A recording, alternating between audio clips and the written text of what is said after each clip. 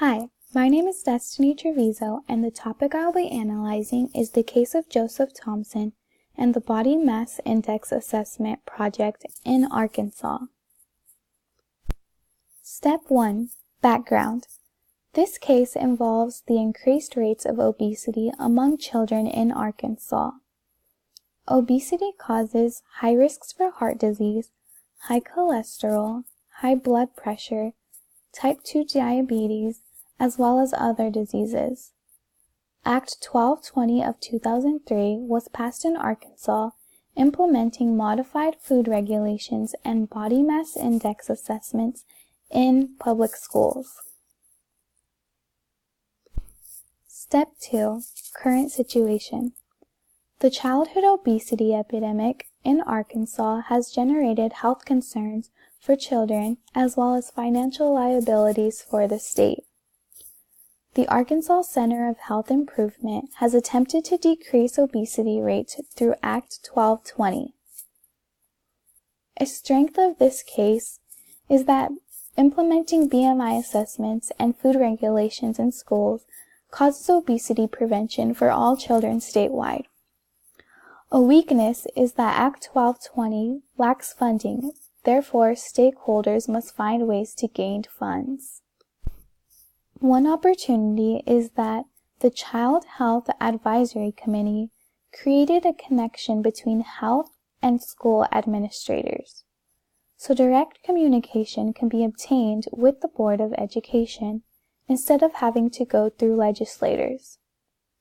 A threat posed to Act 1220 is that state-mandated efforts for decreasing obesity through schools is not authenticated by all pediatricians and health professionals.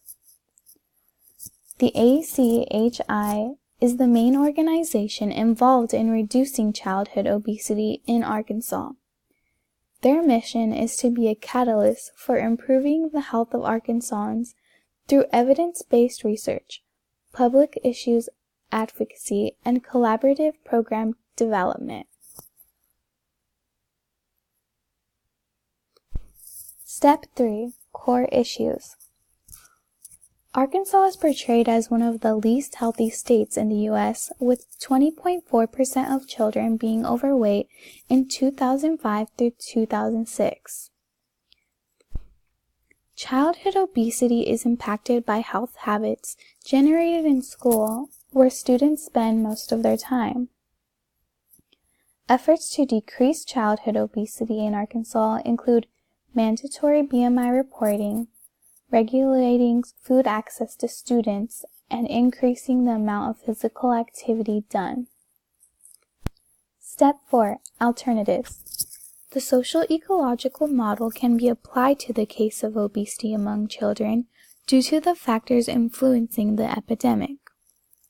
One approach for reducing obesity among children in Arkansas is to increase the amount of physical activity among students by 30 minutes. A second approach is restricting the use of vending machines.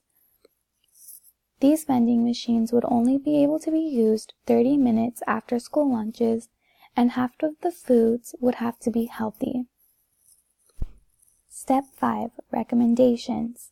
One recommendation is to require students to engage in physical activity at home, using journals to log their physical activity of at least 30 minutes a day. A second recommendation is to offer students after-school workshops that teach them how to live a healthy lifestyle by providing students with fun ways to be active and healthy foods to eat. Step 6. Action Plan.